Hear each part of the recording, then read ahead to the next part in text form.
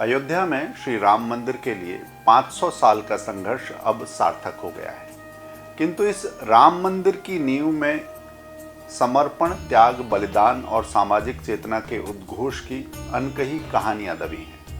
वो कहानियां जो इसकी आधारशिला है। ब्रह्मलीन महंत दिग्विजय नाथ का जन्म 1894 में राजस्थान के चित्तौड़गढ़ जिले के कांकरवा गांव में वीरमदेव राणावत के राजपूत परिवार में हुआ था।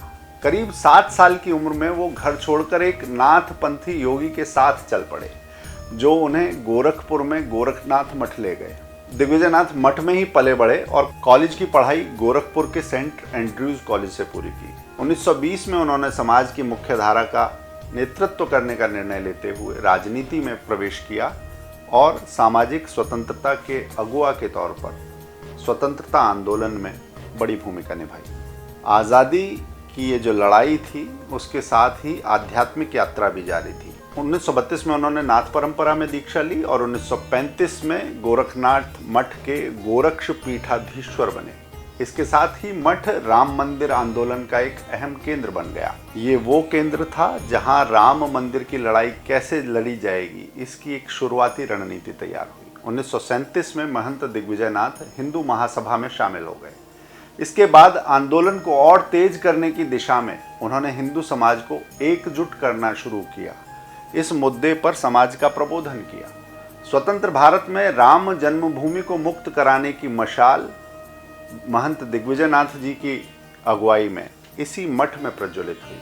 1967 में महंत दिग्विजय नाथ हिंदू महासभा के टिकट पर गोरखपुर से सांसद चुने गए थे। 1930 से 1950 के दौर में कांग्रेस पार्टी राज कर रही थी। उस दौरान भी हिंदुत्व को एक नकारात्मक शब्द के रूप में पेश किया जाता था और हिंदुत्व का विरोध कथित पंथ निरपेक्षता या सेकुलरवाद सबसे बड़ी कसौटी और गारंटी मानी जाती थी। स्पष्ट है कि विवादित स्थल पर राम मंदिर की पुनर्स्थापना एक कठिन, जटिल, उलझाऊ विषय बन चुका था। सेकुलर जमात का शोर बड़ा था।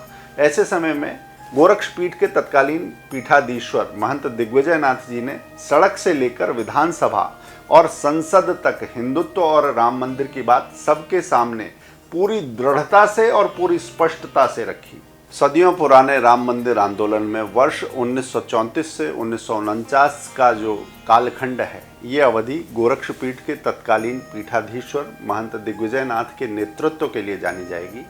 और ये नेतृत्व था जब ये मुहिम सबल हुई, आगे चलकर सफल हुई। मुगल शासक बाबर ने अयोध्या में श्री राम के जन्म स्थान पर बने भव्य मंदिर को तोड़कर हिंदुओं के मर्म पर आघात किया था। चोट बड़ी थी और समाज उस पीड़ा से निकलने की कसक के साथ, छटपटाहट के साथ आक्रोश से भर रहा था। महंत दिग्विजय नाथ ने इस भूमि की आस्था के प्रतीक श्री राम जन्मभूमि पर मंदिर की पुनर्स्थापना के प्रयासों को एकजुट करने, संगठित करने और उसे सार्थक दृष्टि दिशा देने में महत्वपूर्ण भूमिका निभाई। आज जब इन अट्टालिकाओं को, इस मंदिर की भव्यताओं को देखें तो याद करें महंत दिग्विजय नाथ को, याद करें गोरक्ष पीठाधीश्वर को।